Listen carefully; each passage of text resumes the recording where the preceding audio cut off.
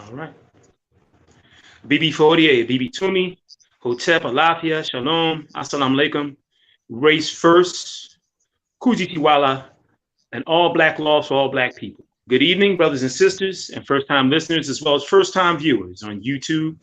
Welcome to another edition of the Sonic and Ngoma on Do the Knowledge Radio. We are happy and blessed to be with you once again. We are your hosts, Oláyínká, Khamuo, Heru, and Brother Farugh Maat. We are a unified body of concerned people, visual artists, musicians, business owners, researchers, truth seekers, teachers, and healers. Our goal is to create dialogue surrounding music, culture, politics as it relates to African people's sovereignty, autonomy, and economic empowerment. Here represented is the Urban Shamans Productions, the African Independence State Organizing Committee, and Be Maat Incorporated. Before we jump into tonight's topic with our guest, we want to let you know that part of the Sonic and Ngoma radio broadcast is brought to you by the Urban Shamans Productions, the African Independence State Organizing Committee, Be Maat Incorporated, Heru Custodial Maintenance and Home Renewal Services, the Temple of the Black Messiah, and of course, Do the Knowledge Radio. Good evening, good evening, good evening. Abibifahoodie, Abibitumi, Kujitiwala, Black Power. Welcome to another edition of the Sonic and Ngoma. I'm here tonight, Brother Oláyínká, as host. My brothers, Brother Farugh and Brother Khamuo, cannot be with us this evening. So I have the pleasure of having our guest, our long awaited and esteemed guest, who's not a stranger to many of us in the African community, which some people may call the conscious community.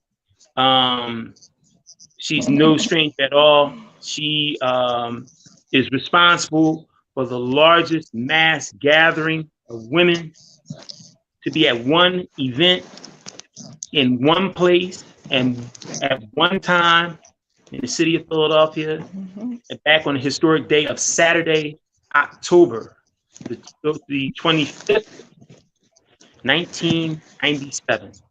We have the founder and the executive director of the Million Woman March, the one and only Dr. Phile Chionesu, who we affectionately call, of course, Empress Phile or Empress Chi. Welcome, welcome, welcome to the Sonic and Ngoma. Everyone. Maat Hotep. Abibifahoodie. Greetings to everyone. Thank you, Brother Oba and Brother Knowledge, for allowing me to be with you this evening, and certainly for that great opening. Hey, well, like I said, it's a long time coming. You know, we have much to talk about, you know, really the beginning of the process of us doing the work together. It really starts with us really dialoguing on what we have to do. And I know tonight you have a lot to share. You want to get into a lot of some of the things that we as African people in the African community need to concentrate on and focus on. As we were just talking backstage about the idea of us concentrating on what our enemy does, but we need to do a little bit more,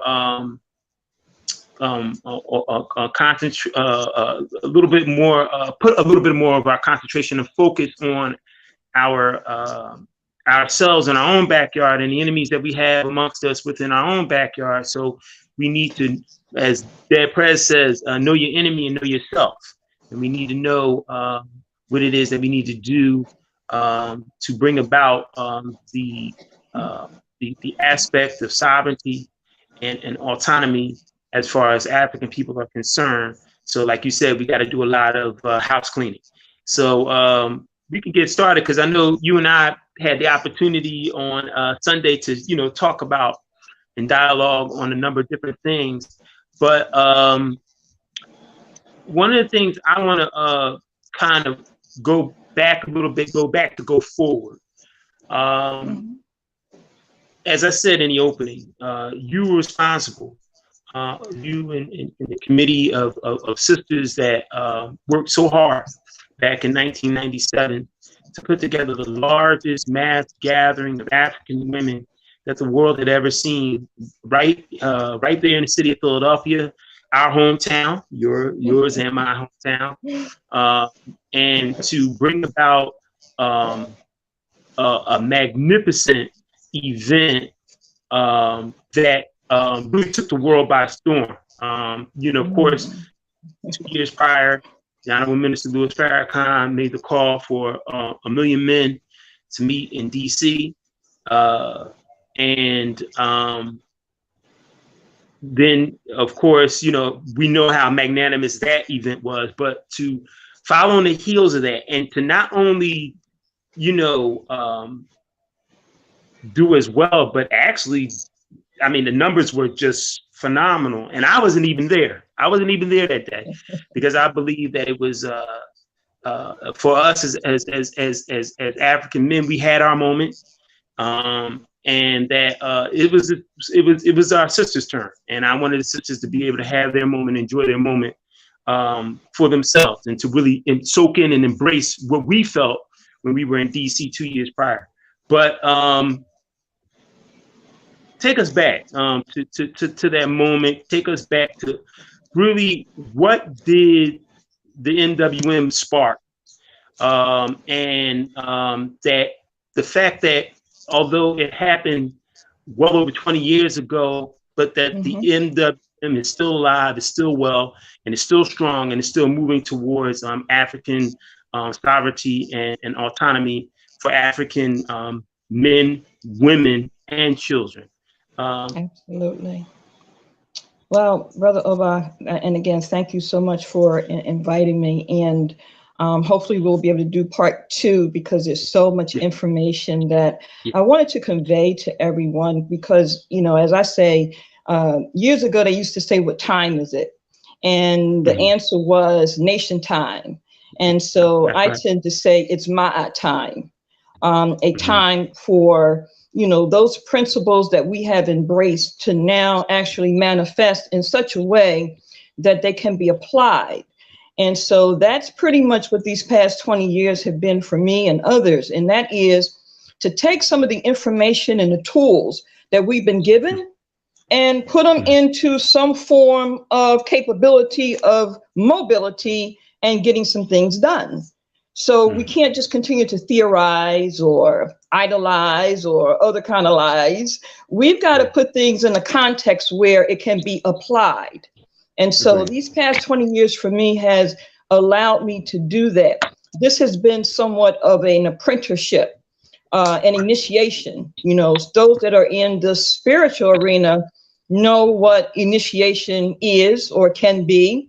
But for those who are in the political arenas, you might not know that there are also forms of initiation in that as well. And so that's some of what we're getting ready to see and have a better understanding of, or overstanding as some prefer. But now is the time. We said 2020. 3 years ago, at our 20-year anniversary for the historic Million Woman March, I announced that the year 2020 would be the year that we would come full force. And so we have. We had no idea it would be what we're seeing now with Corona and the very obvious murders of our people. But I knew 3 years ago that the year 2020 was going to be extremely significant and really enable us to make some incredible necessary moves forward. Again, the Million Woman March, as you indicated, brother, 1997, for whatever reason, most people missed it. And I don't mean missed it because they weren't there. They missed it in the context of what it really was and is. And it took me a while to understand that. But I can assure you, I have a much better understanding of it now. And with that, have been able to combine some other realities and also some very serious issues that are within the so-called cultural conscious community all across the board. So, I've been blessed to be able to be in a lot of different circles. And again, we have to ask ourselves, if we talk about embracing history, why do we wait until people are dead, or the movement has come and gone, or it has less glamour or significance or whatever? What is this thing with us with history that it becomes ancient or something that we want to talk about after it's done. But as it is developing, we tend not to want to embrace it. And so it took me a minute to really get a hold of that, because I didn't understand that. I really didn't. But before I go more into that, I want to put some things in context. I didn't pop up in 1997. Okay. For those who do not know, I started out as a student. I was the president of the student organization here in Philadelphia at Community College. We were the first students to bring Kwanzaa to the campus, along with Kwame Ture and others. I joined the movement. I went to college, let's put it that way, not to go to college. I went to college because I heard that students were taking over buildings and all these different things. Now, I didn't know that had already passed. I just knew that I wanted to be a part of it. So by the time I got to college, it was really all gone, little tail end of it. But, you know, we still, those of us who were there still wanted to be a part of that movement. And so we would do things on campus that most wouldn't dare do as students. And so I was nurtured then by people in our communities, you know, who were still doing things. And I still thought it was the same thing of what I read about with the Black Panthers and the RNA and the Temple of Black Messiah. And I just knew all these things were still happening. So I became a part of what was known as the AFCOM Learning Center family. Now, that was one of the few Black institutions in Philly that really took a very serious, staunch, nationalist, Pan-Africanist position. In fact, when Mumi Abu-Jamal was almost assassinated, the meetings were held at AFCOM Learning Center, again, which I was a family member of. My sons had their naming ceremonies there. So the point being, I didn't come into this in 1997. So what you saw in 1997 had been nurtured for many, many years. Again, I wasn't there for what I call the good stuff in terms of the Black Panthers and all that was going on. But I had the capability and the opportunity to connect with many of those brothers and sisters who were, and particularly the ones who were still true to the game. Because what I learned later was, for some, it was a fad. It was a moment in time. It was exciting while they were there on campus. And then after that, they went on about their little business. And I didn't know that until I got the opportunity to really observe. So my point is, there's a little period in time there where some of us was caught right in the middle. We caught the tail end of real Black liberation movement stuff, and then went into that next era of time.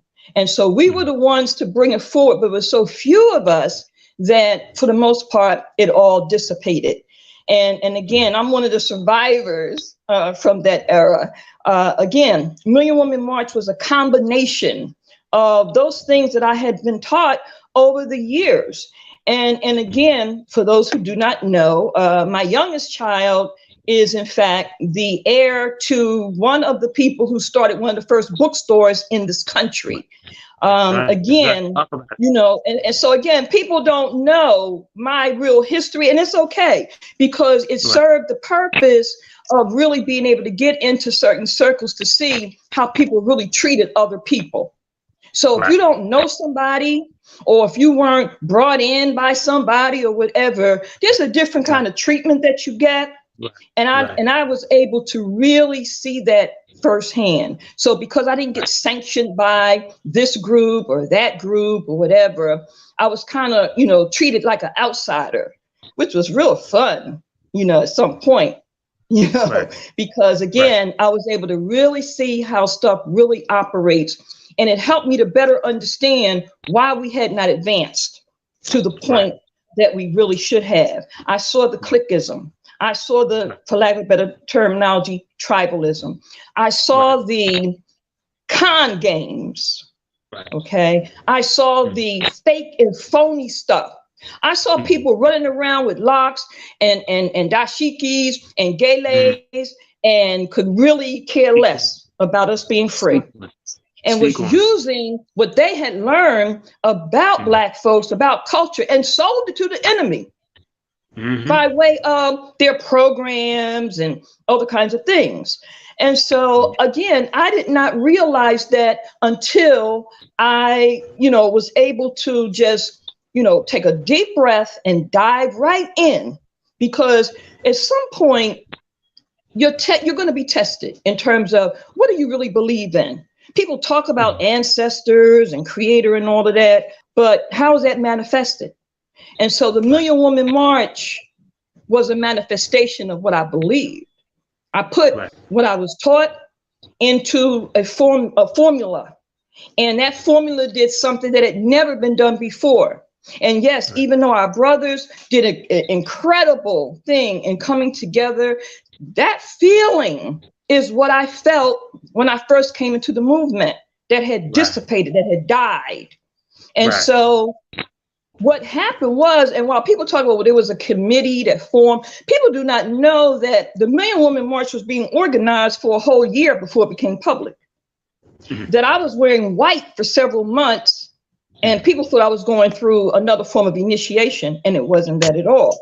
And there was no group, no committee, no nothing involved in that at all, because there was a level of spirituality that came with the development of the Million Woman March, which most have no clue about.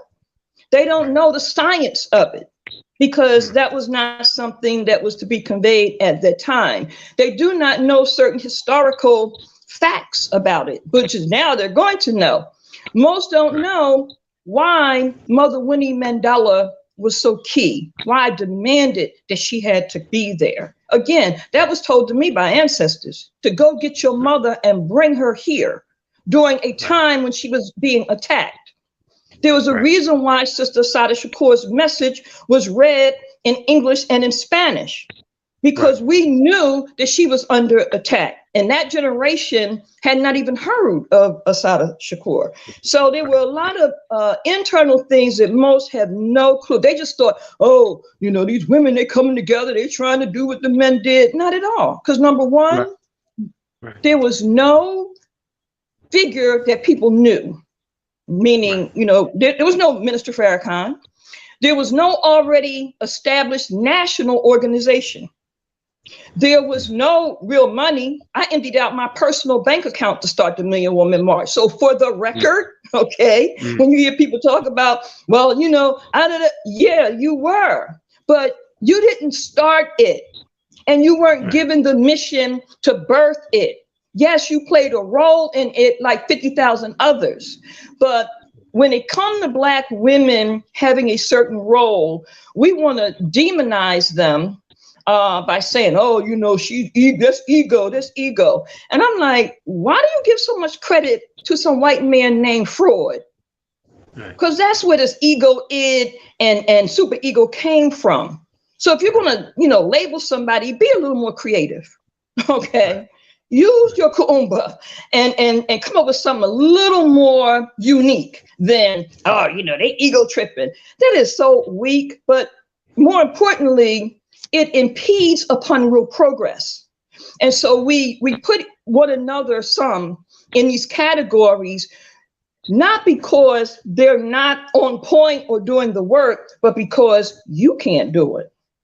And as a result, you want to make it seem like there's something wrong with that person. And it took me a while to really deal with that. But what I had to know and understand was there were many before me who had also had to go through that. And so I had to know that this is some of what helped to lessen and to weaken some of our movements. That we did this to some of our people who were independent thinkers. And rather than appreciating them in that manner, we wanted to try to isolate them.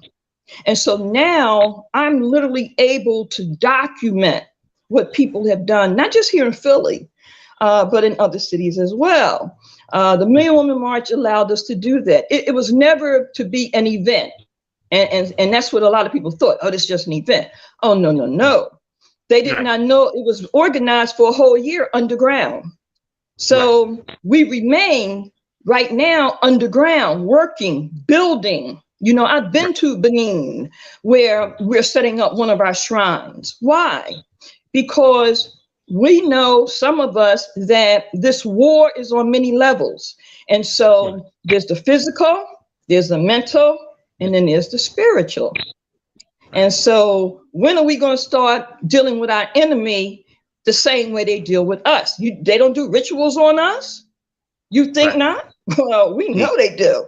But the point is, who's bold enough to stand up and say, well, you know what? We're going to set some of our stuff up too. Not only to counter what you're doing, but to make sure that when you do what you do, you're going to get something back. See, some of us are not afraid to say that. You know, I was a religion major when I was in college. So I've always been striving to do that the Creator would have me to do. And that's why I don't answer to nobody beyond a certain point. Now, some have misconstrued that as, oh, you know, she'd be an individual or whatever. Negroes, please. We need to really grow up. The thing is, in reading Chenka the Joke, in reading Chancellor Williams, and so many others at a very early point in my struggle development, Dr. Richard King, you know, taking those teachings and then applying them into something, that was the Million Woman March. You want to know how you want to know? Show me anything in your lifetime that not only brought every kind of Black woman together that you could think of from all walks of life and parts of the world, that was done in a mode of self-determination, that was done in a mode of Black nationalism, Pan-Africanism, that was done in a mode of not only self-determination, but following a format of those who have come before us, utilizing creativity to make sure that we could grow and develop in certain kinds of ways. Show me what has happened before. You see, so we really missed some key things that was important. Again, those who are into spirituality, I'm like, really? Because if you didn't see 2.5 million Black women mean something beyond them just coming there physically, then I question what spiritual realm you're on. Right.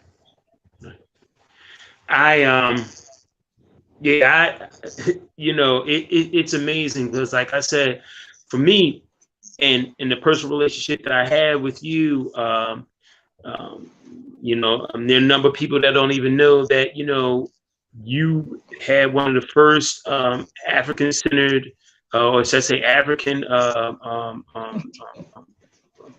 institutions, as far as it being a cultural, a culture shop on South Street with Stillwalkers. And I was going to Stillwalkers when I was young. You know, and I remember my cousin Ray, my brother Sekou taking me down there and having, you know, to sit down and talk to you for hours and you know, so, you know, vital, and you were definitely vital in my growth and my development and into the man I've become today. And that's okay, brother. Let me just share with you something briefly. And again, sometimes you don't see the bigger picture until later. But my shop, Stillwalkers, mine and my brothers, we had, it was books, art, cult, you know, fabric, all of that, a cafe upstairs. Do you know we were 2 doors from where Octavius Cato lived? Do you know that we were right around the corner from where Cheney started? Do you know we were down the street from Mother Bethel AME, where of course Richard, so with the underground. And so I had no idea at the time how I was really being positioned. Down the street from me was the first Black firehouse in the city, right? So again, it wasn't until later that I began to realize, you know, that I was literally being brought into something that was designed in a certain way. And fortunately, I was capable or blessed to be able to see it at another point. Again, and my daughter's father, who was 20 years older than me, again, I missed that era of Malcolm X and others. But as it turned out, he was, in fact, the chairperson for the Organization of Afro-American Unity for Philadelphia. So again, I was able to connect to history and legacies. And as a result, and now responsible for bringing some of that forward. You and I talked this week about the election or selection that took place a week ago today. We talked about a number of things. We talked about the fact that we're still in the state, as far as African people are concerned, Black people are concerned in this country, of choosing to remain as slaves, choosing to remain a part of this system of voting and feeling as though voting is going to get us out of the conditions that we're in completely. And you said something very, very interesting to me, and I definitely want you to elaborate on it, because we really, it got deep with our conversation on Sunday, and you were talking about it's coming down to a point where it's us and it's them, and I want you to discuss to talk about that, because it really is coming to that. It's coming down to that, whereas though it's almost like the thinning out of the herd. You know what I mean? And those individuals who are qualified to step up and do the work necessary to bring about, the sovereignty of African people are going to, rise to the top, while the others who are playing games and never really had any interest in any way are going to kind of like reveal themselves and kind of like, separate themselves from the individuals who are, going to lead. So I wanted you to talk about that, because we don't talk about that. And you were talking about the fact that we need to do a thorough house cleaning. We need to examine our own backyard and individuals who don't mean us any good, who talk one thing and do another.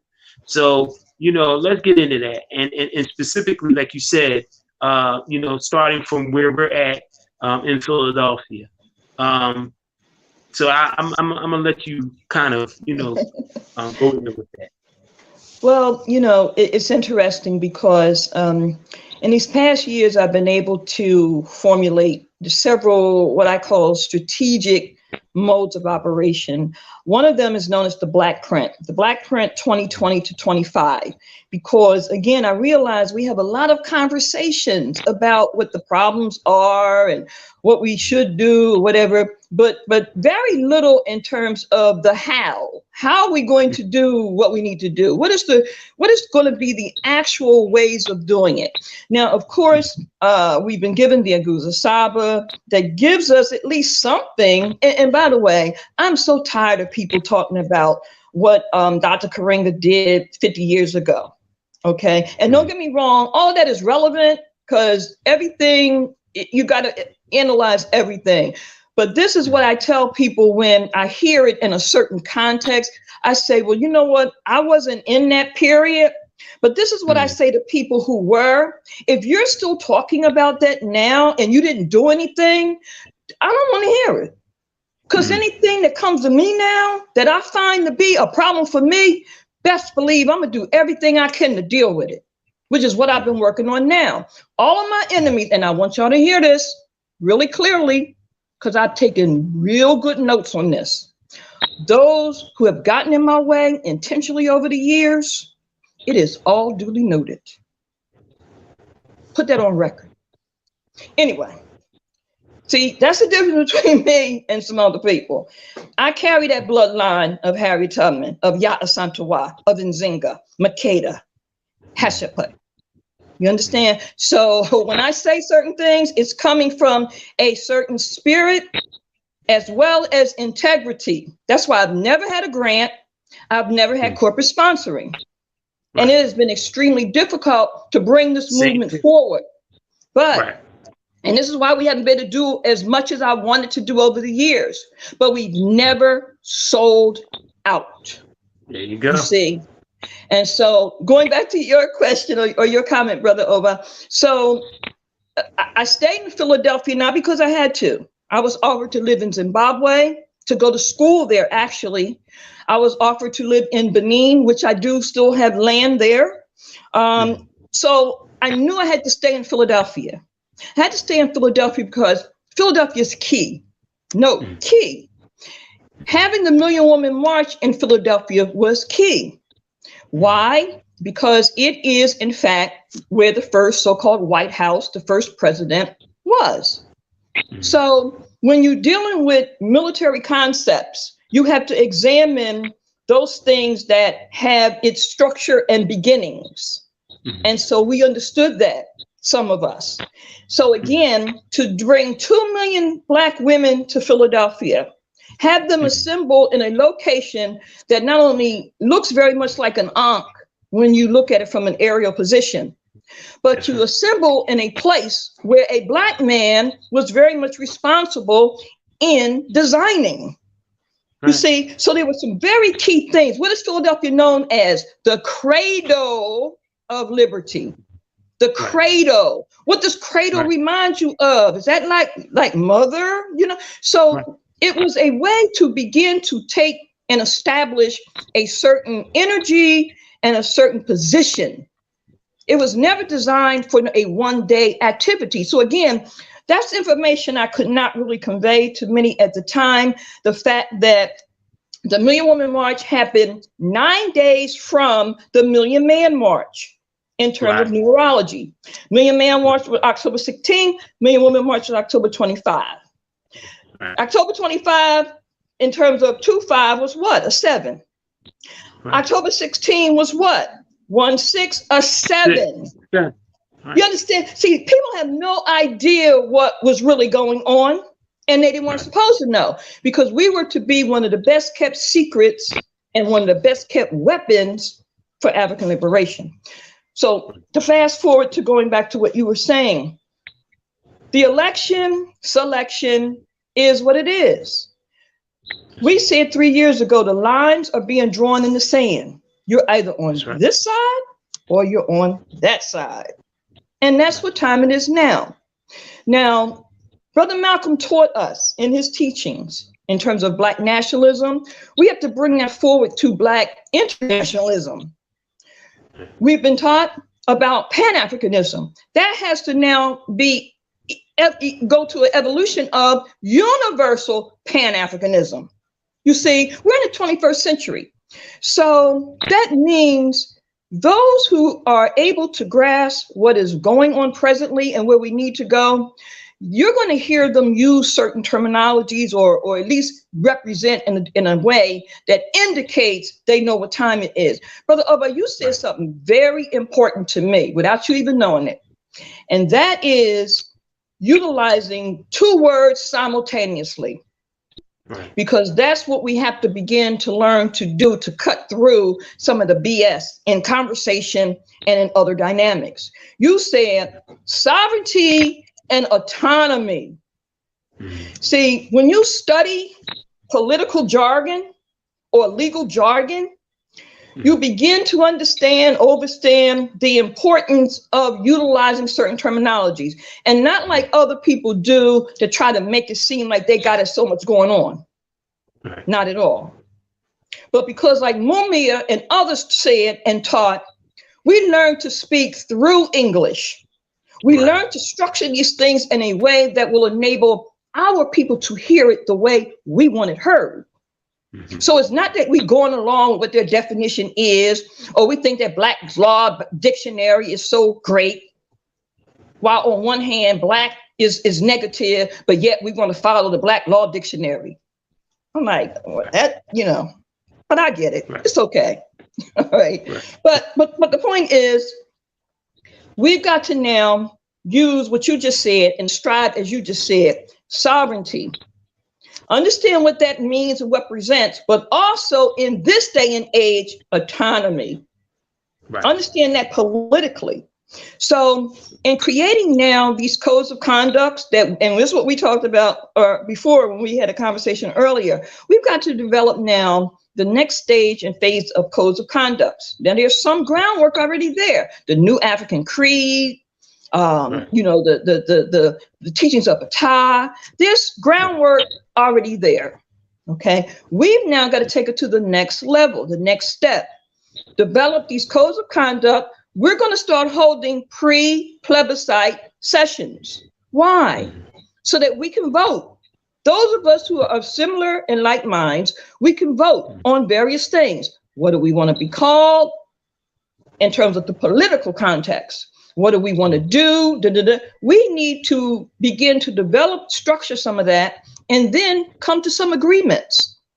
How are we going to govern ourselves within our communities? Is there a plan for that? Because I have one.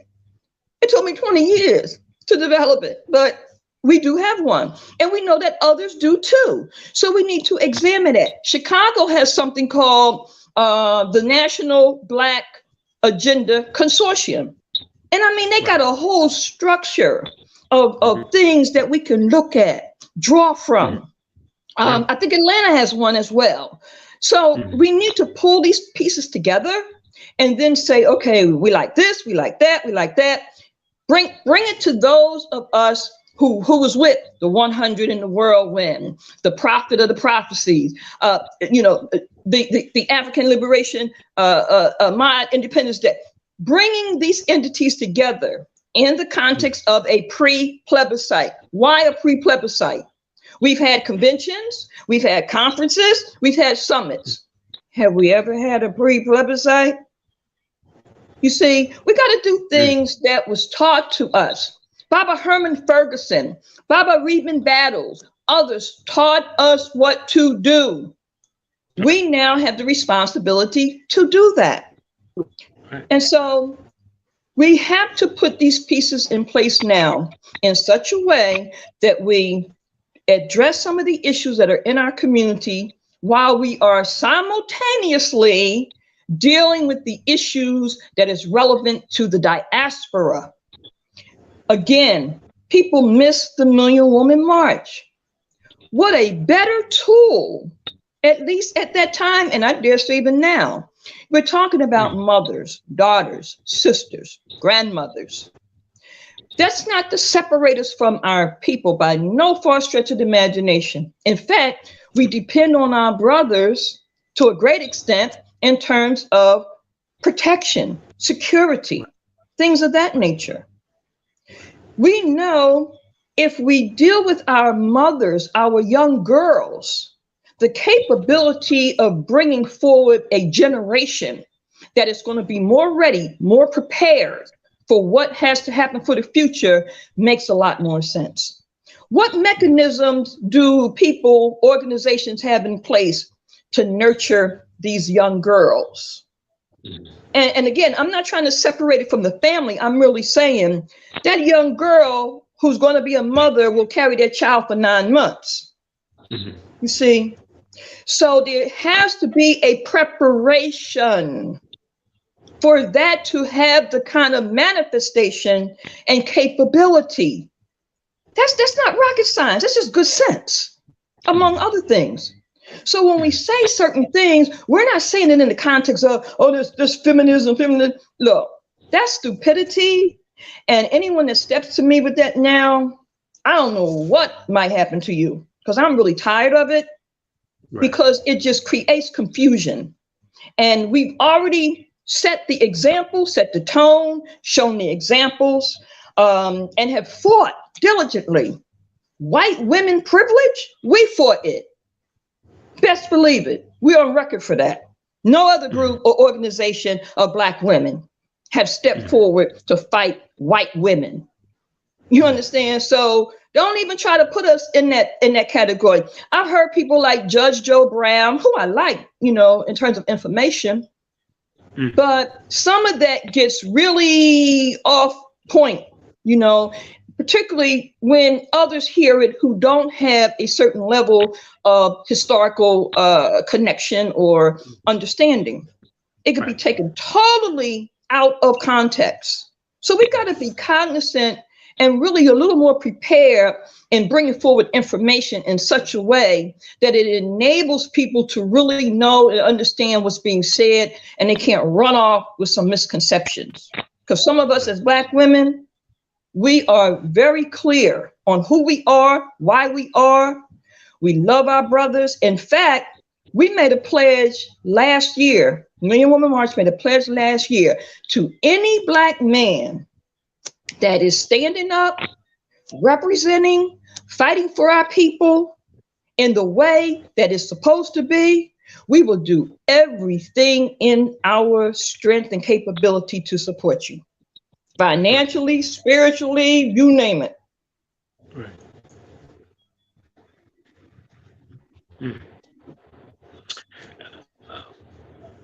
We're right now, we're in a situation in which, as you said earlier, we're losing a lot of our brothers on the streets to police terrorism. Where do we stand? And as far as like the idea of defending ourselves and our community, your outlook and your perspective on us in terms of us defending ourselves, because I know you're a big proponent of that, as far as a big proponent of self-defense, of African men and women being able to know and understand how to be able to defend themselves, how to be able to deal with entanglements that they may have with, the police or whatever. And definitely a big proponent as far as African women are concerned, who seem to be preyed upon by our enemy, more so in many senses than even us as men. So what is your outlook and your perspective of it right now? Because right now it's just completely it's just completely chaotic right now. I mean, even with the murder of Walter Wallace, and where do you stand upon that as far as self-defense, as far as with amongst African men, women, and children? Again, my brother, we have to begin to do the things that we know we need to do. I couldn't say it 20 years ago, but I say it now. MWM was always designed to build a nation. You see, folks wasn't ready to hear that 20 years ago, and they really aren't ready to hear it today. But that was always the intent. That's what I was taught. I was taught that. And so not just the support of nations, which is what we're talking about doing, and do, by the way, but we're talking about also the establishment of new nations. That has to be done. Let me give you a perfect example. When Baba Chokwe Lumumba was disbarred, it was MWM that brought him to Philadelphia to surround him with our love, and also to provide whatever finances we could during that time. This was before he became mayor. This is when he was actually disbarred. So we have always supported existing nations, organizations, etc. Now, we have not received that kind of response or love in return, which is okay, because we understand the nature of the game, being Black women and not being connected to a already existing organization or entities, that are established. We were new, we were coming out. And so what that meant in real time was that a lot of times people are not ready for change. We know that, we see it right now. Right now, we're dealing with having to walk around with masks. Well, Massa said you got to do that, so people are apt to do it. Now, the issue of self-defense, again, we advocate that for our sisters. We've created the components to help do that. We've connected with our sister Keisha in New York, with our sister Patricia, with other sisters that literally train others. But we've been doing that for over 10 years. We started the Black Women's Defense League at least 10, maybe 15 years ago. And that was a self-defense entity. We were doing martial arts training then for free. So that was nothing new for us. We began to develop how we had to structure things to make it really more realistic. For example, starting in 2021, we'll be able to offer to our women in particular and girls, and we partner with our brothers, something that is unique, meaning we will be offering archery, riflery, and fencing. These will all be clubs. Riflery club, fencing club, riflery club. Because we not only want to present ourselves, and let me just sidebar for one moment. I like to deal with a form of strategy where I don't need to huff and puff in your face. I don't need to, that's not me. I'm very delicate. I'm very diplomatic. And I like being feminine. I really do. Okay. And if you understand that, it could play a very important role. So I don't train our sisters to act like men or to be like men in their posturing or in their presentation. I want them to be very calm, very, nonchalant, all of that. Okay. So the way I design certain things is not so much in your face unless I need to be. So other than that, you're going to have clubs. The clubs are, again, riflery, archery, fencing. We want them to not only know self-defense, but we want them to know the art of certain things.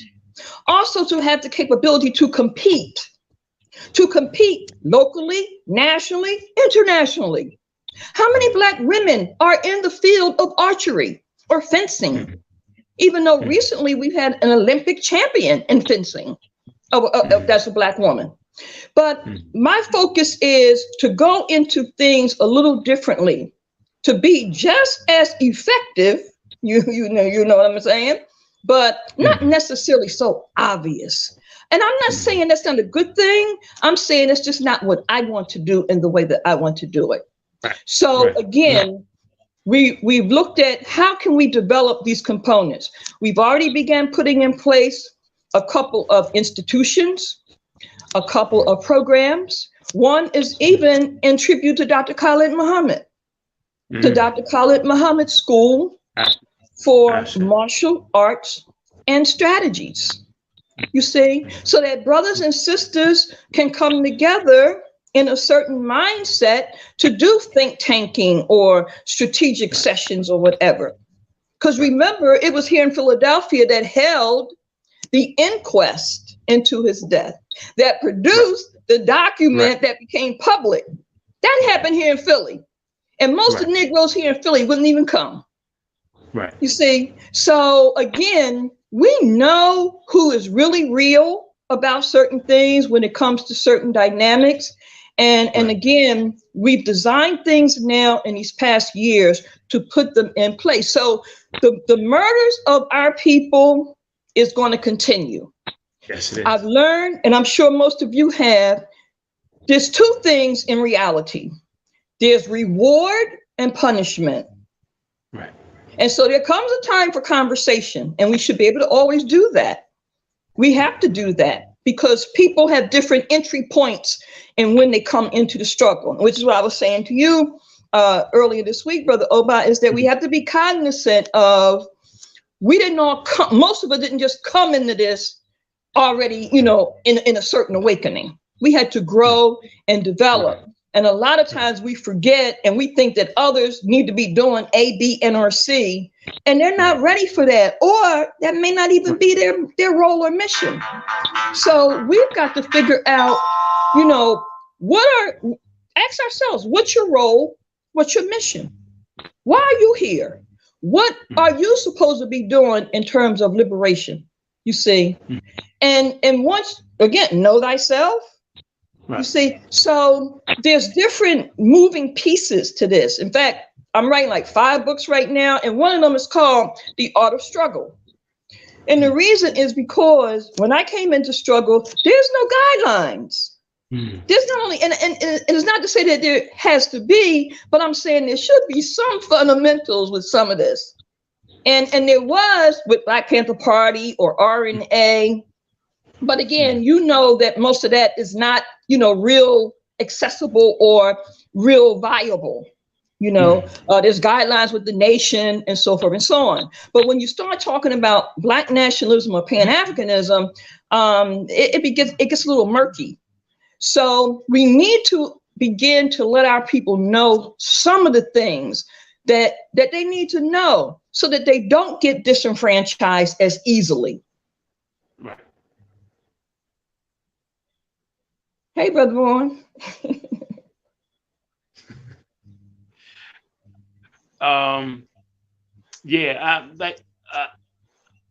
It's interesting because, like I said, this is an interesting segue to what it is that we were talking about. I've always believed, and I still believe in the idea of having a system of vetting people to come into the movement, to come into this work that we do. And like you said, at one time that system did exist, but somehow, some way, anybody can kind of find themselves, into what it is that we're doing, into this community, into what it is that we're striving to establish for African people without being vetted, without people saying, hey, I can kind of vouch for that brother, I can vouch for that sister, this brother, work with such and such and such and such. He's been around, he's experienced, his brother's seasoned, or this sister's been around, she's seasoned, she's been involved in, this organization, that organization, or she started her own organization, in terms of, the empowering and the advancement of African people. And in your estimation, why is it that at one time the system of vetting did exist amongst organizations such as the Panthers, RNA, even, in the Nation of Islam? But what happened within the last, I guess, 35, 40 years, whereas though, and maybe even longer than that, where that particular system of bringing brothers in with the idea of being politically educated, or sisters being politically educated before they come into this way of life and this type of work, where did things kind of break down? Wow, that's a great question, and there's a lot of different responses to that, but so I'm gonna give you a few. Cowardism sneaked in or sunk in.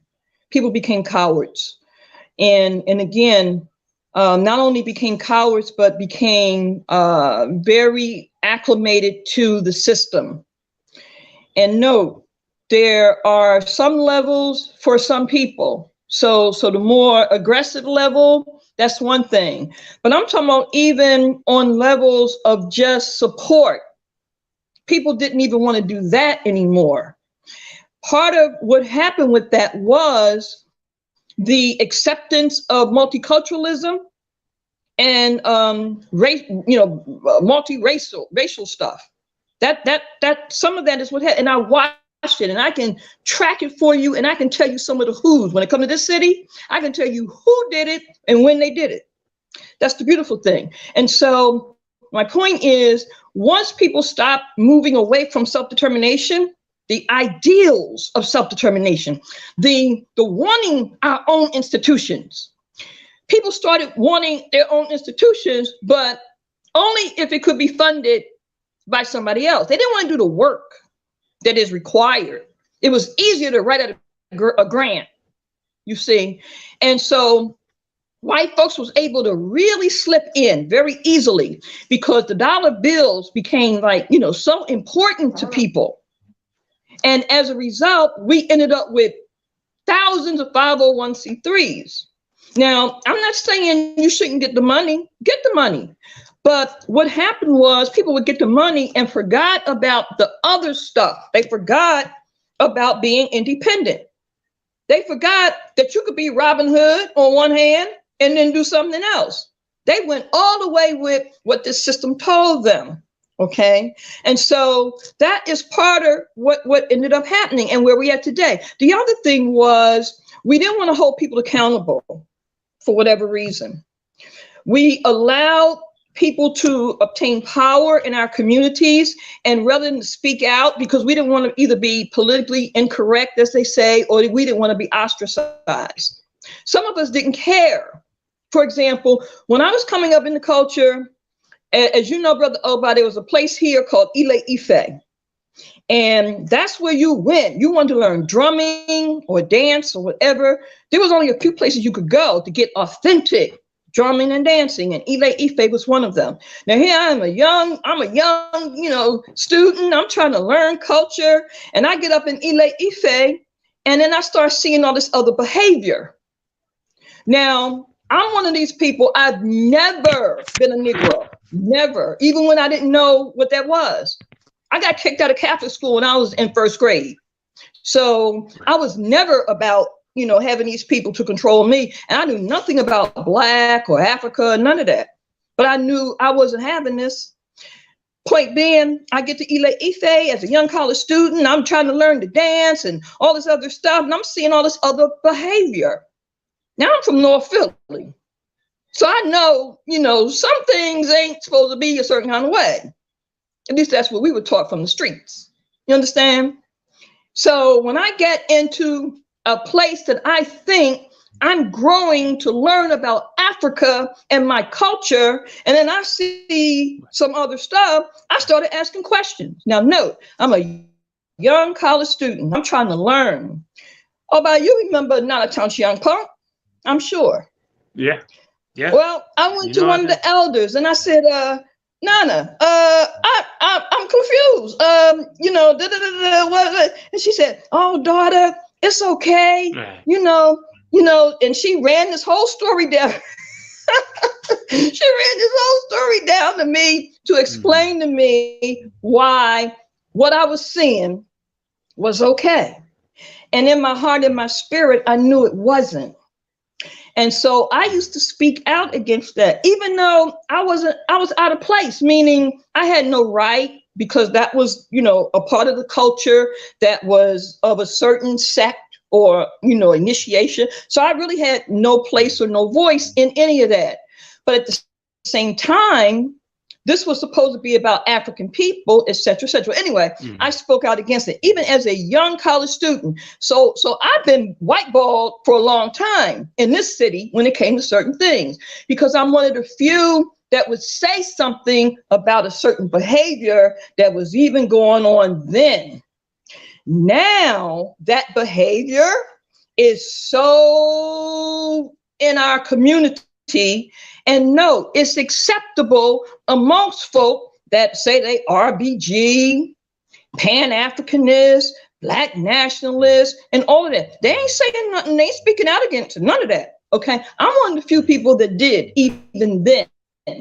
All right, and raise issue or raise question, because I'm trying to learn, but at the same time, I'm not stupid. I mean, we knew Columbia Avenue before it was Cecil B. Moore. And there was a certain section in Columbia Avenue that had a certain kind of lifestyle. And everybody knew that. You understand? And so we were trained and learned from the street. You understand? My daddy was a numbers runner. He was also a carpenter, a barber, a tailor. He was all self-taught.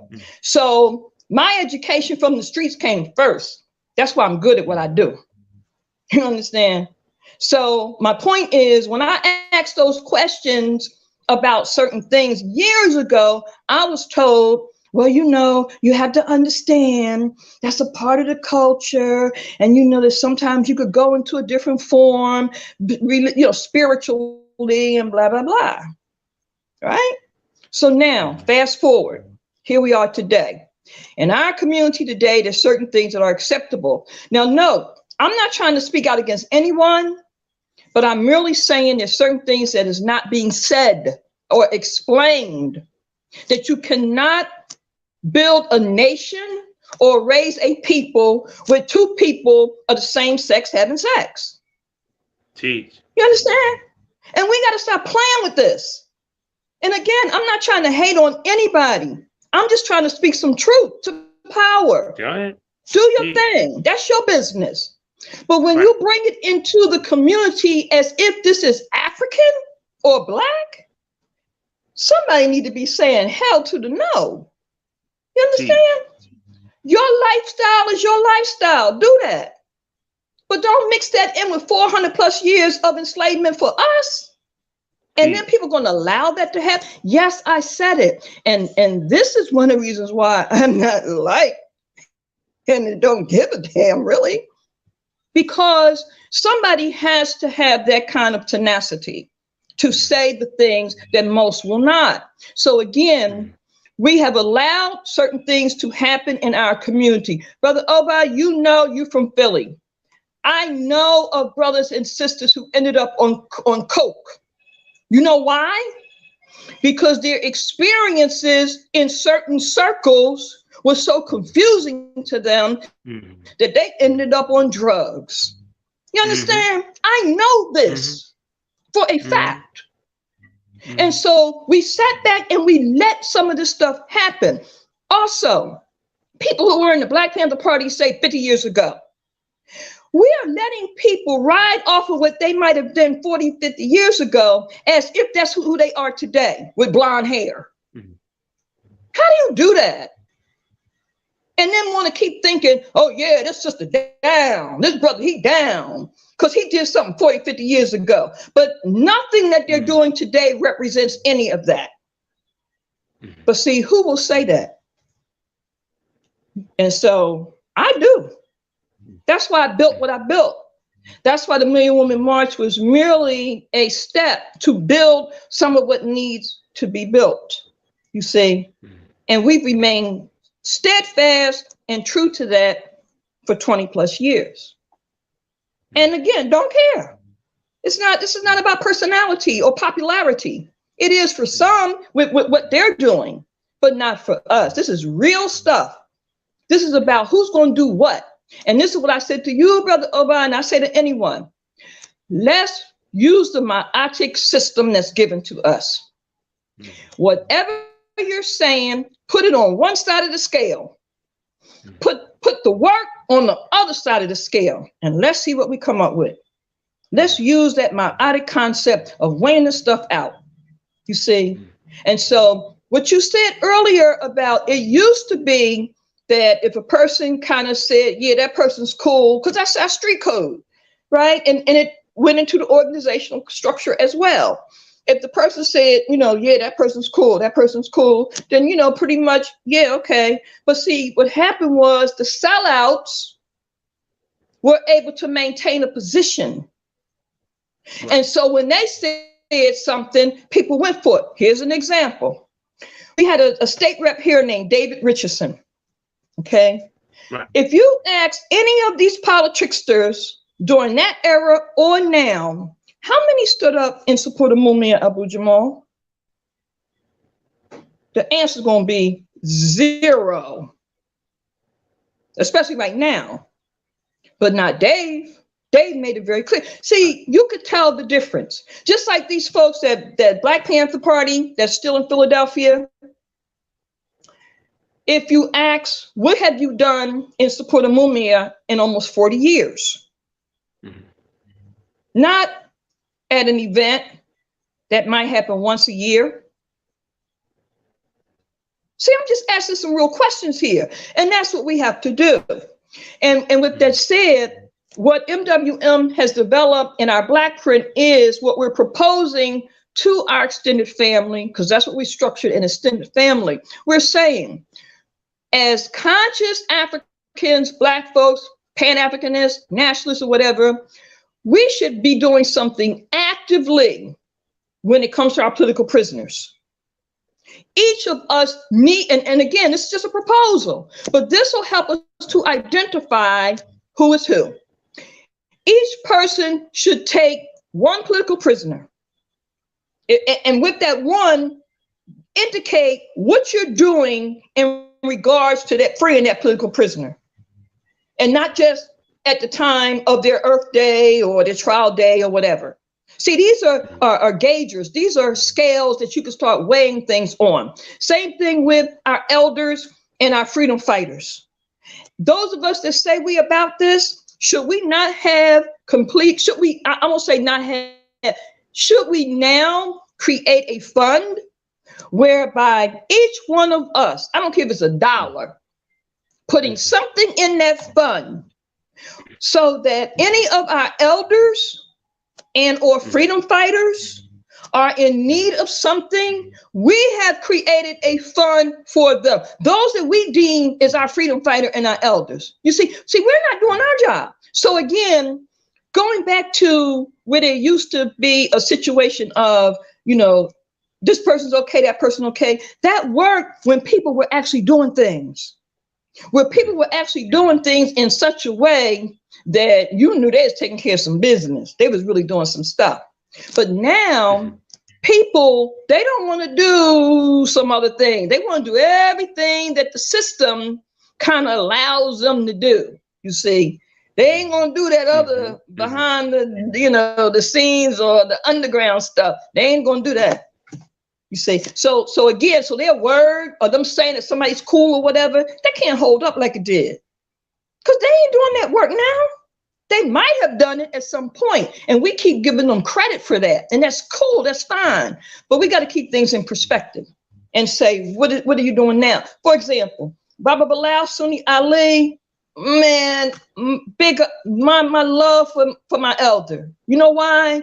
Because I get something from him when he's in the States every other day, or, you know, I mean, see, that's what I'm talking about. People who constantly, consistently, regardless of whatever, you know, they're going to do certain things regardless. And so, you know, Bob Brown from AAPRP, I get constant things from them, updates on Cuba, on this, on that. Because once they see a certain person, people are doing certain things, they have a responsibility, and they know that, and they do it.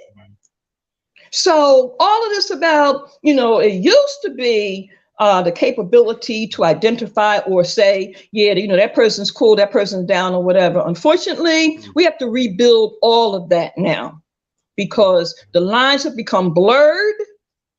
And the people who we are upholding in many of our communities, like you all said a couple of weeks back or a week or so, I know it was the conference with the Black Power, reigniting Black Power, and someone mentioned Brother Alton Maddox.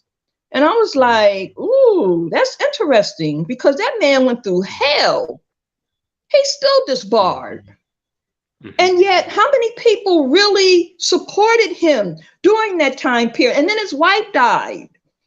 You know, so I'm like, we need to start fronting and call it the way it really is.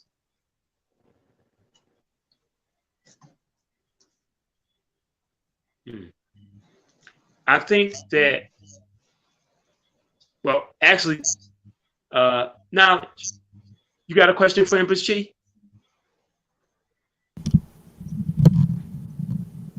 Go ahead, Oba. Somebody had a question? You have a question? Anything you want to ask Empress Chi? You know. I'm good. I'm good. Can you hear me? Yeah, we hear you. Okay, cool. Yeah. Y'all know my answers to some of the questions. No, I mean, look, brother. We definitely are very glad and happy to have her, you know. So, I mean, we got an opportunity to ask her some questions and some things that, you know, on our mind. And, you know, you being the CEO and founder of this station here of, you know, DKT Radio, you know, I just, you know, thought maybe, you know, sitting in the night, you want to ask the Empress what it is, you know. I just wanted to add an organizational note. I don't know if y'all discussed it already. What kind of organization did it take and does it take to keep a sustainable type of force like you created with those sisters ongoing to last over a period of time almost approaching 3 decades? You know, what kind of organizational, what kind of communication, what kind of sense of accountability? Whew, well, the first thing, brother Vaughn, that I had to understand and understand is that I look very closely, of course, at the Honorable Marcus Garvey, the Honorable Elijah Muhammad, and others in terms of organizational structure. And the reason why is because they did something. I mean, they did something that others did not do in that kind of way to that degree. So I had to look at their work. What I realized was in looking at Black Panther Party, RNA, and others.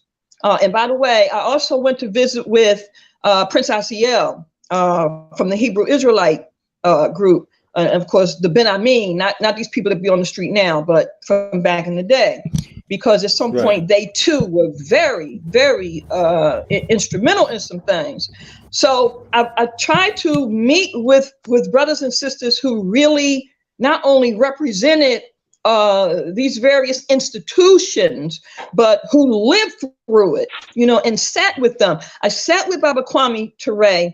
And again, I deal with tradition in a different way from what most people do, but it works for me. And I can only, in some cases, do those kinds of things.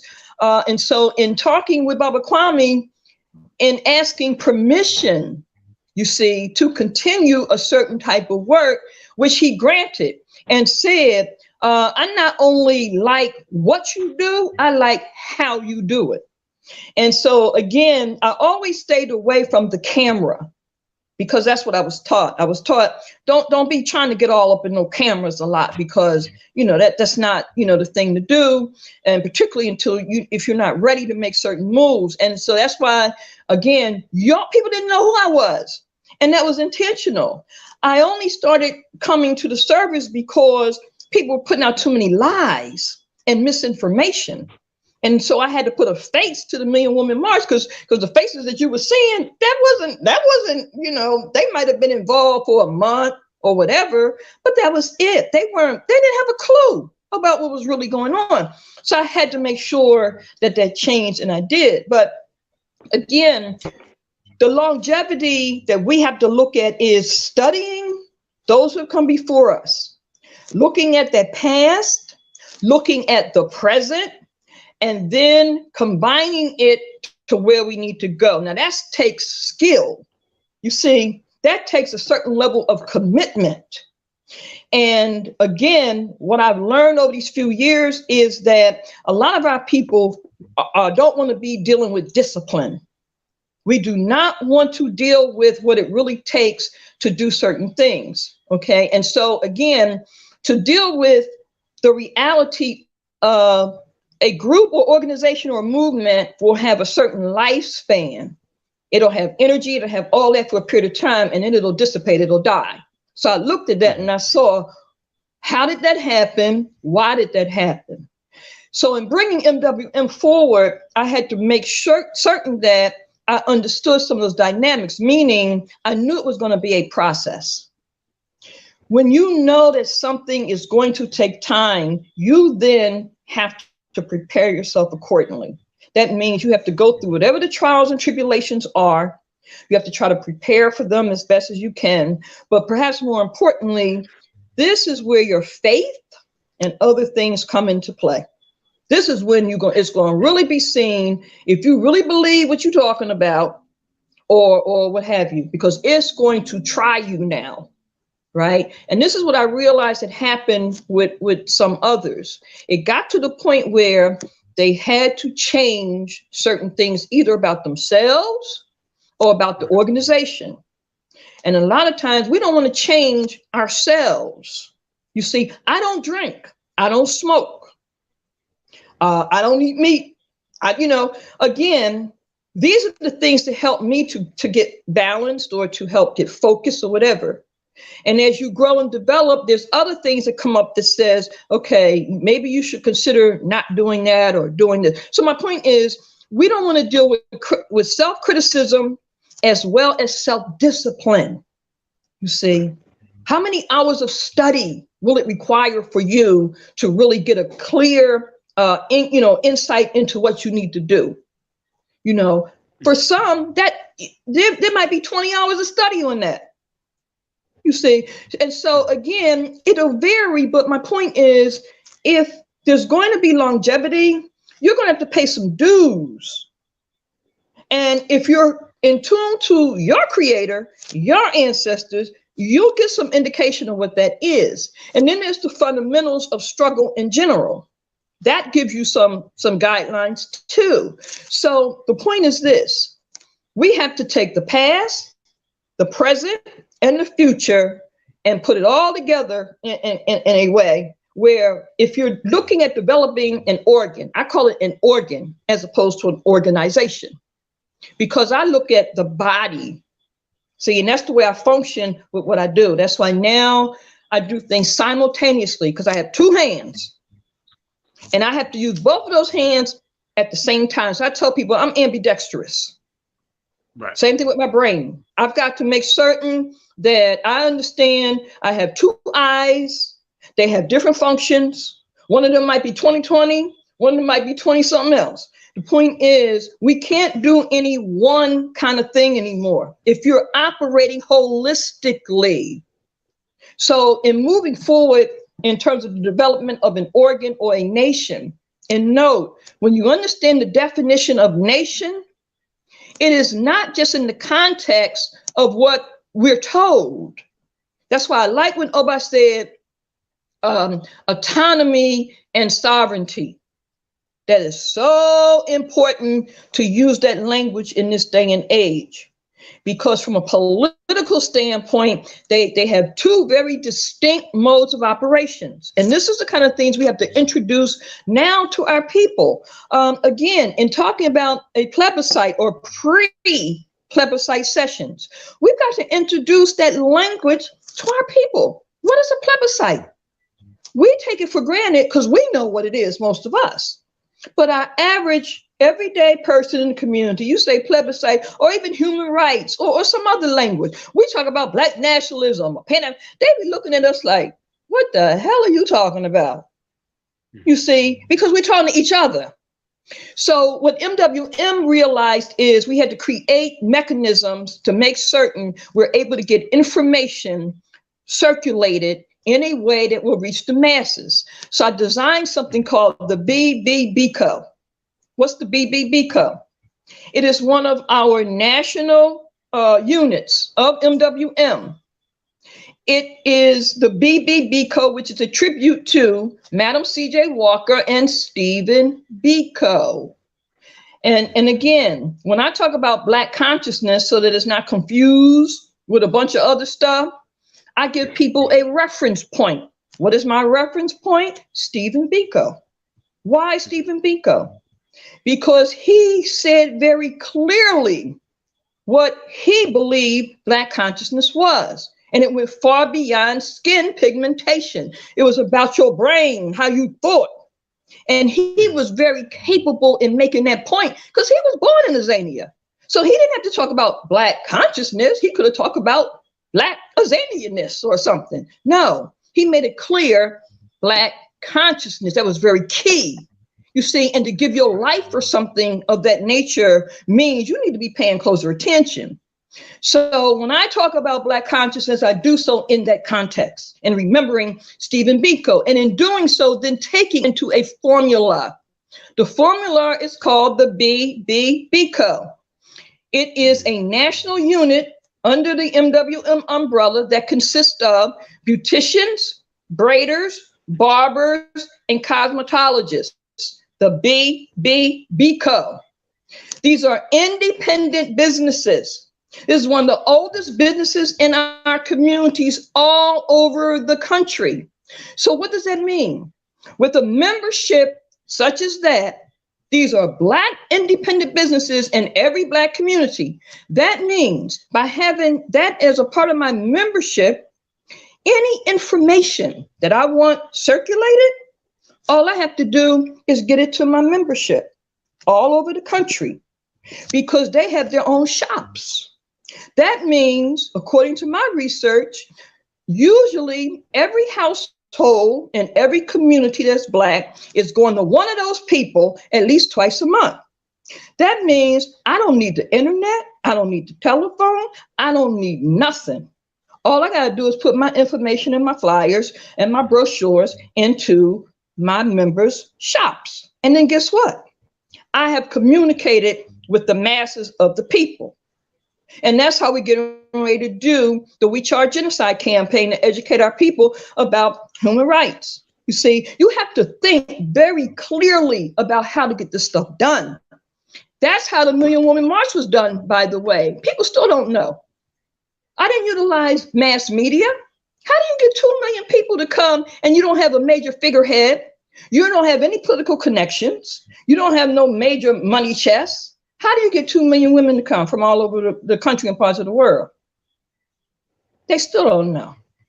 And by the way, all of these Black colleges and the departments, the African studies departments and Black studies departments, why is it they never either mention Million Woman March, but certainly they do Women's History Month, they do Black History Month. How is it that we are never invited?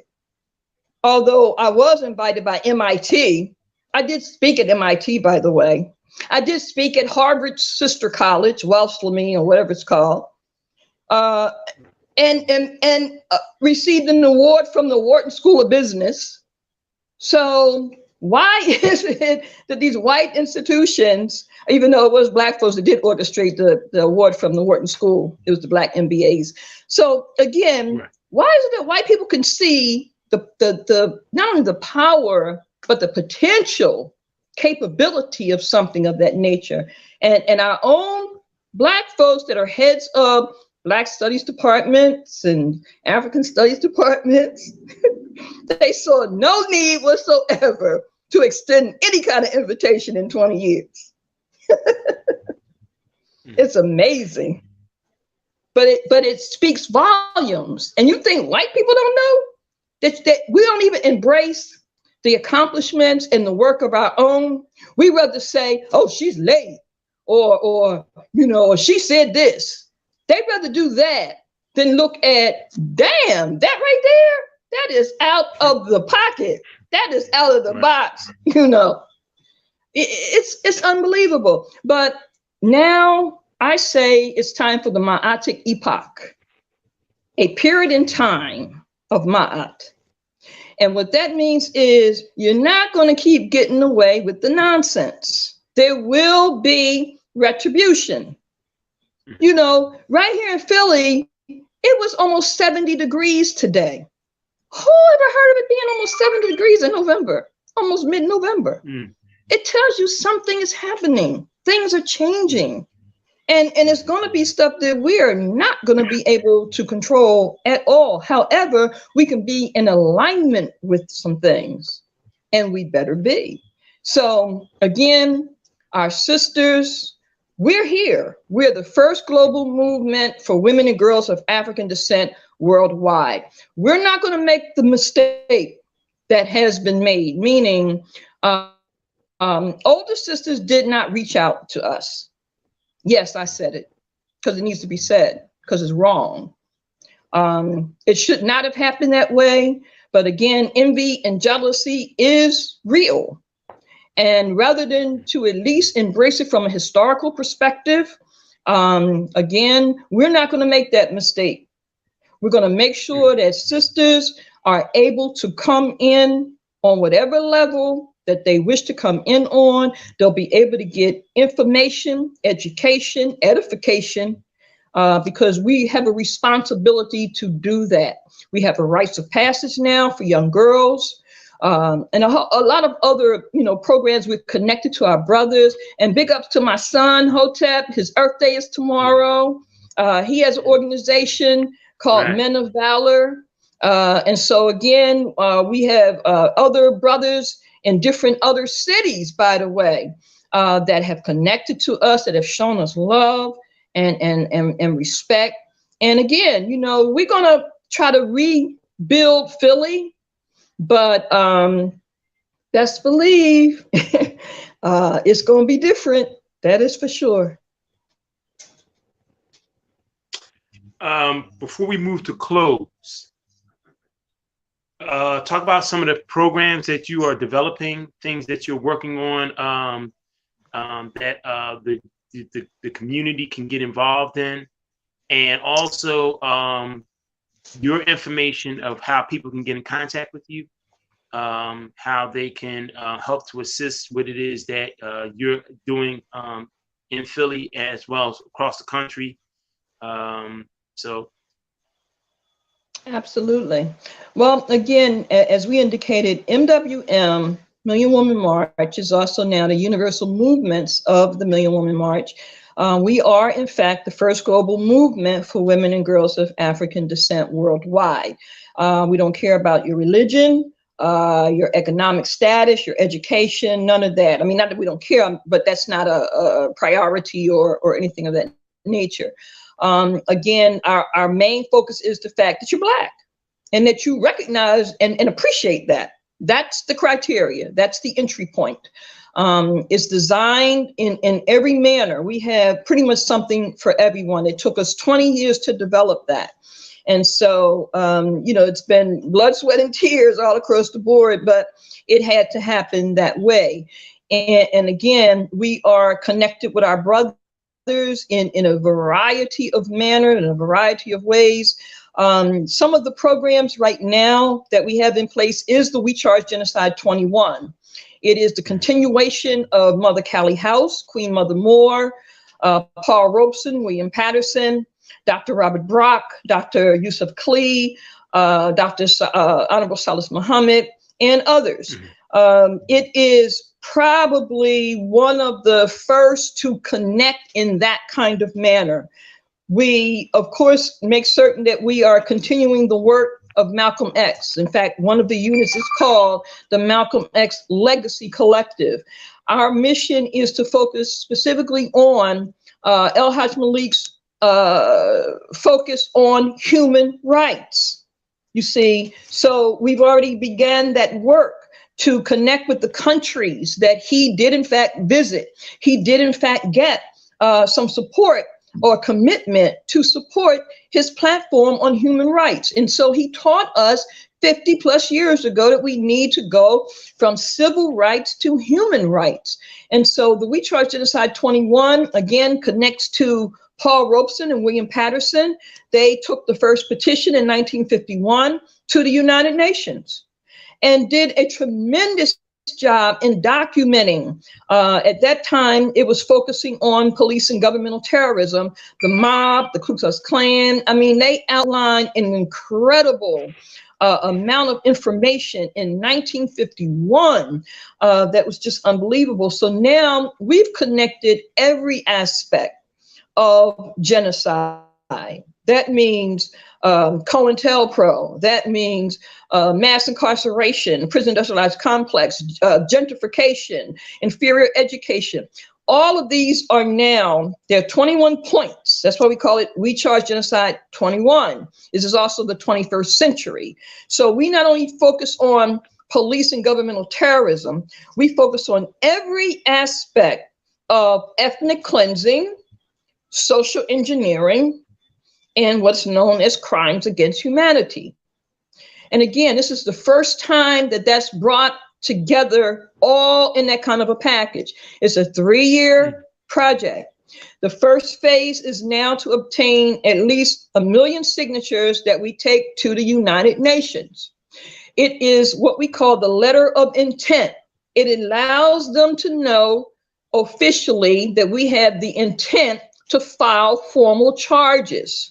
It's a process. Now, are we expecting, all this big stuff? No, meaning we ain't expecting, a whole bunch of, response or all that. That's not it. It's strategic.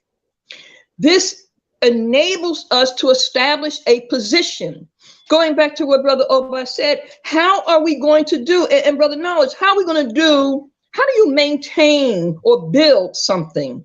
Well, you have to have some allies. If you don't know that by now, you ain't going nowhere. You better have some allies somewhere, okay? So again, by entering into that arena in such a way that we are in opposition of this government. We want our own autonomy. Therefore, we have to position ourselves in that manner. Countries that are in agreement with us will be obligated to support us, but you have to be organized to do that. And so once we demonstrate that we are a collective of similar like minds, this is our position. These are some of the demands. First of all, this is what we are saying has been the crimes, which we will present in all types of forms of documentation, testimony, That's why it's a 3-year project. You have to present this stuff in a very succinct and exact kind of manner. Once that's done, it goes to the next level. Remember, civil rights is an area that is very regulated and constricted to certain things. Okay, that's fine. We know we got to do that on that level, those who wish to. However, you cannot take a criminal to his own court and expect for there to be but so much result. That's just not going to happen. So we've learned from those who have come before us that we've got to go to other levels. So again, the We Charge Genocide campaign now, you can go to the Collective Black People's Movement website. The dear brother there has structured something there for us. We're trying not to take it beyond a certain realm, meaning we're hoping that our people will support the signing on to the letter of intent within our own ranks, within our own communications, meaning I've avoided color of change and the color of, all these different places where you can go put your petition. We know we can do that, and we're hoping we won't have to. We're hoping we can get our 1 million signatures through our own regulated, controlled entities. The Collective Black People's Movement is one of those. So if you go to cbpm.org/WeChargeGenocide21, a page has been created there for us by our brother Ross Marvin. We are the only ones that get that information. MWM and Brother Ross, and it's sent directly to us, meaning when you sign one of other folks' petitions, that goes to, you have no idea where that's going, because that's big business and these people are getting paid, you see. So when you sign your name onto most of these other petitions, the color of change and the color lines and all this stuff, that is somebody else's stuff. Ours is not. And again, we're hoping we don't have to go those routes. That's the mainstream kind of stuff. So again, if you go to Collective Black People's Movement, that's cbpm.org/WeChargeGenocide. Yeah, there you go. That's us. If you go there, you'll be able to sign on to the We Charge Genocide 21. It's called Letter of Intent. We're planning to take 1 million signatures to start off with to the United Nations so that they can at least begin to see that we're serious and that we know what we're doing. After that, we go to the next level. And now simultaneously, we'll be educating our people about what human rights are, why we're doing this, how they can get involved, etc. Task forces are being set up in all of our communities. The task forces will be dealing with all of the 21 issues, all of the 21 demands, etc. Okay, so again, you'll be able to, whatever area of interest, whatever level you want to come in on, you will be able to participate. There's a conference coming up, online conference, starting December the 3rd through the 6th. It is called We Charge Genocide 21, but it's also called R4J, meaning reparatory justice. But there's 4 areas, R4J. And the 4 areas for reparatory justice is reparations, restitution, retribution, and restoration. These are all areas of justice, as well as reparatory formats. So again, we have specified the areas of operations based on how we need to apply certain aspects of struggle and the demands, etc. One that is not introduced that we know of by most groups and organizations is what's known as retribution. Retribution justice. We have added that into our Aura 4. Retribution justice it means actually, and is applied to in law as punishment. I have yet to see any reparations or reparatory justice kinds of initiatives that include retribution, retributional justice. That again is applicable to what's known as punishment. Why did we put that in? Going back to what Brother Oba mentioned earlier about police murdering our people.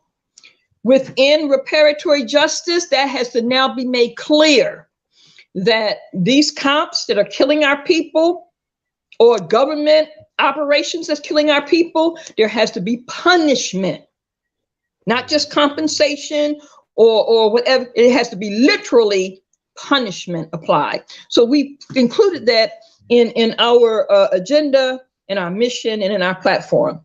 So again, you can go to cbpm.org/WeChargeGenocide21. You'll be able to get information there, and you can sign on to the letter of intent. You can also make a donation there, because again, we never get grants. We never wanted them. Certainly could have gotten them, been offered it. You can go to there to make your donation, or you can just use your Cash App. And with that, it is $HOT1111. Again, $HOT1111. Another initiative that we invite all of you to be a part of is we've created an exchange system. And again, this is in our Black print. The exchange system not only includes bartering, but it includes the capability for us to trade and exchange with one another. And again, we'll be conveying more of that at our upcoming conference, again, December 3rd through the 6th. And you can register by contacting us at nationalmwm@aol.com. Again, nationalmwm@aol.com. Invited panelists at this point includes Dr. Julius Garvey, of course, Brother Cam Howard from Incobra. And again, we're asking them to bring their reports. Okay, we want anyone that's been dealing with reparations or reparatory justice, we want them to bring you their reports. Okay, and so we're going to do the history of Queen Mother Moore, of Callie House, of Paul Robeson, of William Patterson, as it pertains to reparatory justice, human rights. Okay, and so again, you can register by going to nationalmwm@aol.com. Again, nationalmwm@aol.com. If you want to use PayPal to make the donation or to register, you can do that by going to our National Black Human Rights email address, and that's mbhr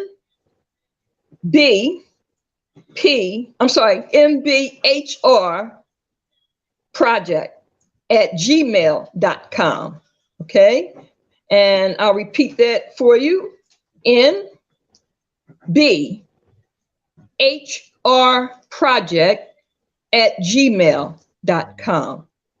Okay. For information, other information, you can call us also at area code 267-636-3802. Again, 267-636-3802. And of course, our radio program, every Saturday night. We are now moving into our 13th year. Come next year, it'll be 13 straight years. We at www.blogtalkradio.com/Empress Chi. Again, www.blogtalkradio.com/Empress Chi. We come on every Saturday night at 10:30 p.m. We also do special editions like tomorrow night. We'll be doing a special edition to our Black veterans. We will give history about how the system have treated our Black people, our veterans, so-called veterans. We will show that, it is such a, not only facade, but it is just such a horrendous kind of situation to have our people fight and defend this country, but yet at the same time to be denied everything, and why our people should not encourage our young folks, our youth, to join the armed forces, and why we should be forming our own armed forces.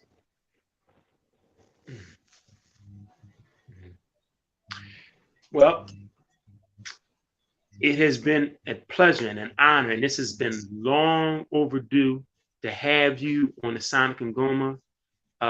You said something a week ago, 2 weeks ago. We did a panel discussion together. You were one of the panelists as well as I, and you said that this is the time that we must pool our resources and work together. We can give lip service and talk about the fact, oh yeah, let's work together. We can have these panel discussions, come up and theorize on all kinds of ideas and ways in which we improve our conditions as a people. But if you ain't, if you're not coming there to work together with one another for a common cause, a common goal against a common enemy, then what's it all for?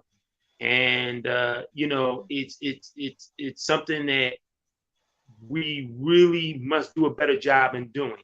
We having these conferences and summits, something's got to come out of it. We got to begin to work together, pull our resources, because like you and I say, we all we got, we all we need. And you always have a platform here on the Sonic and Ngoma.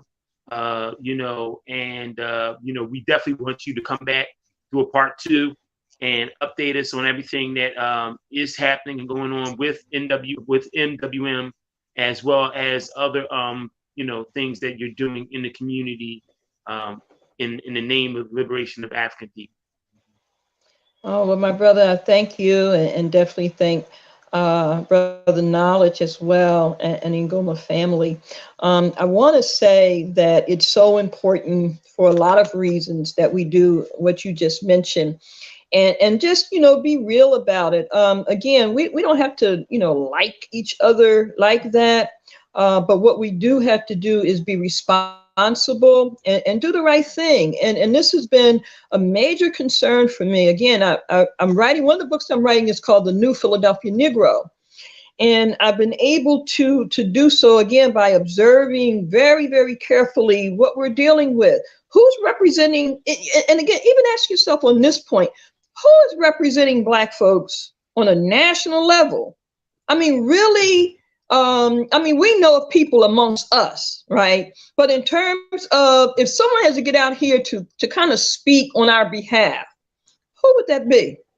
Both a sister and brothers.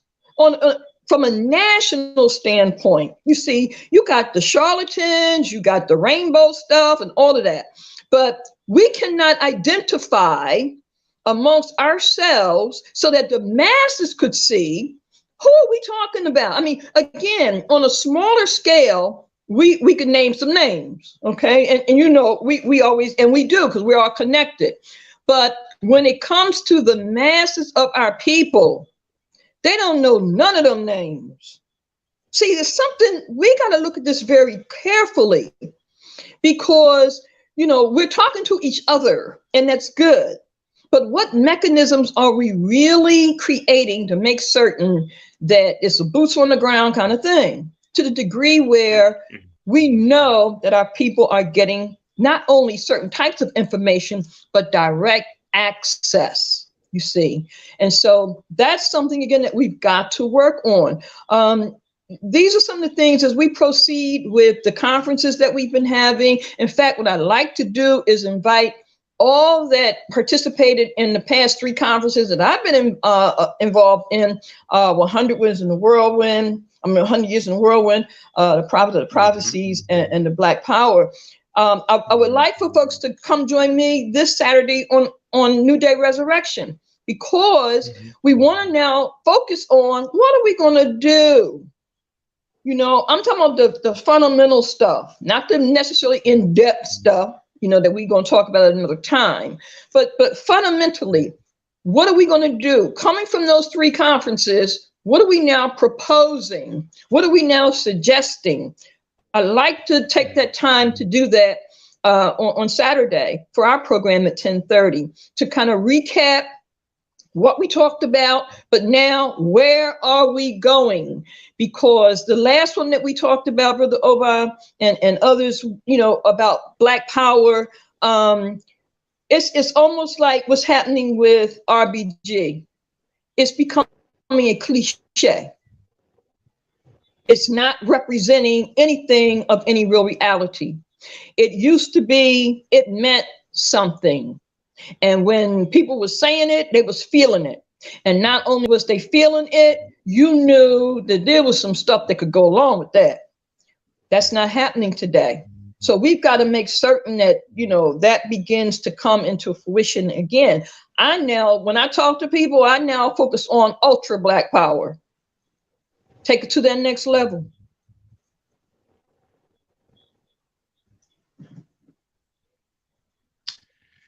Well, once again, thank you, Empress. It's indeed a pleasure and an honor. It's been a pleasure having you. I forgot one thing. I forgot to. Soon. Oh, absolutely. I forgot to mention, if I didn't earlier, that I am always thankful for our freedom fighting ancestors. And a lot of times when you hear me talk about ancestors, I will preference it by saying freedom fighting ancestors.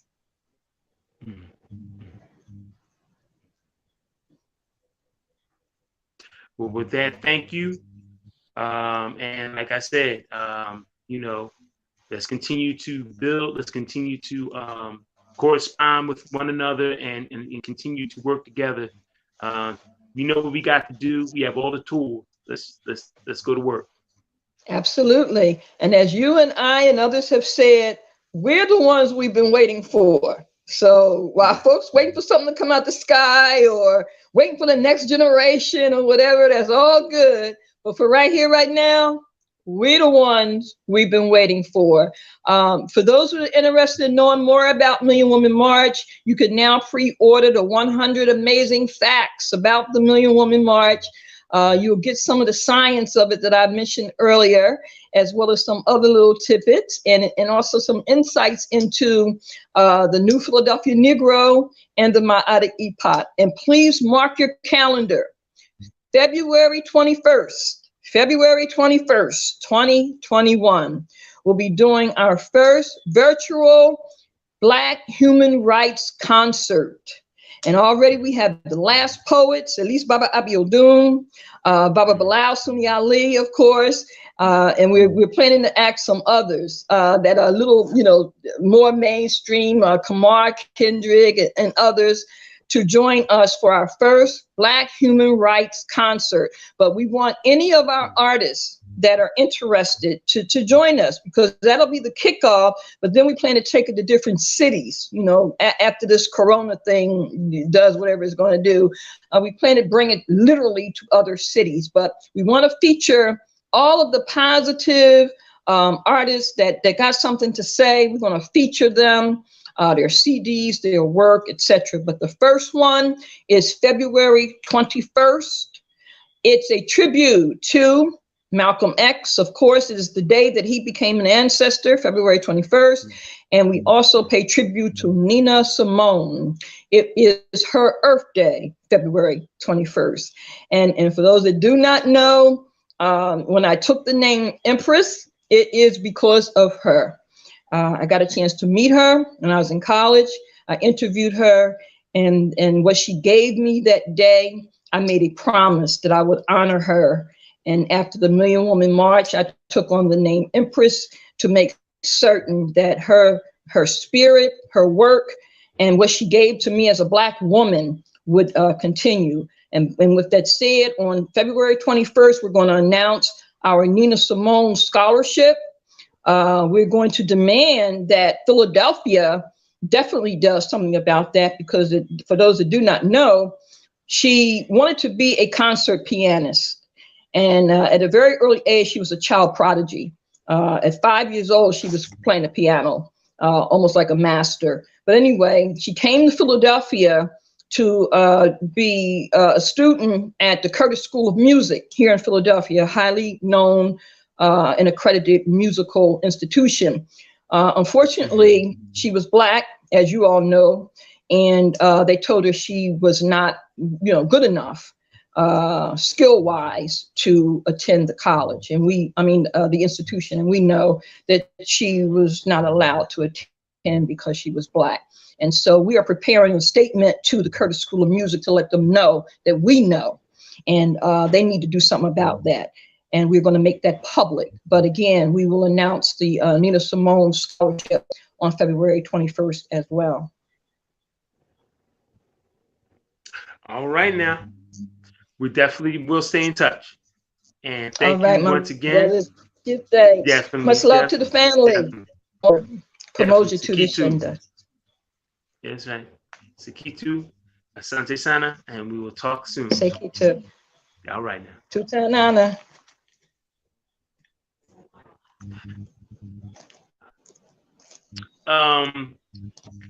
Well, this brings this edition to a close.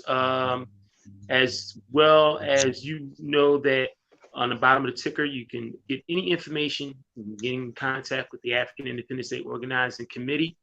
You can contact us at, first of all, going to our webpage, our official webpage, the African Independence Day webpage, africanindependenceday.org, African spelled AFRAKAN. You can also contact us by Gmail at africanindependenceday@gmail.com. African is also spelled AFRAKAN, independenceday@gmail.com. You also can get in touch with us on social media at African Independence Day on Facebook, which is the 16th Annual African Independence Day Maat Celebration 2020. And you can get in touch with us on Instagram at African_Independence Day, also spelled AFRAKAN, and give us a call on our official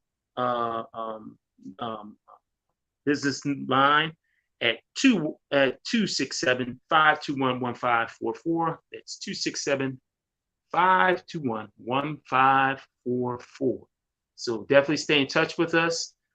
We are still going to be having our virtual African marketplace, which usually we have our pre-Kwanzaa celebration with, but because of COVID, we're not going to have it this year. We will have the virtual African marketplace for vendors, because vendors need to have a space where they can still sell their products and items, although there are not many events going on, and the few events that they're having, this is how they make their livelihood. So we decided to have a virtual African marketplace online, which you can find at africanindependenceday.org, the official website of the African Independence Day Maat celebration. So with that, I'd like to say peace, Black Power, Abibifahoodie, Abibitumi, Kujitiwala, Sekitu. Stay strong, stay positive. We'll see you next week for another edition of the Sonic and Ngoma. I'd like to also thank our engineer, CEO, founder of Do the Knowledge Radio, the one and only Knowledge Born Allah. Thank you for sitting in for Brother Farugh and Brother Khamuo, who will return next week for another edition, once again at 7 p.m. of the Sonic and Ngoma right here on Do the Knowledge Radio. With that, I'd like to say peace, Black Power. See you next Tuesday, 7 p.m.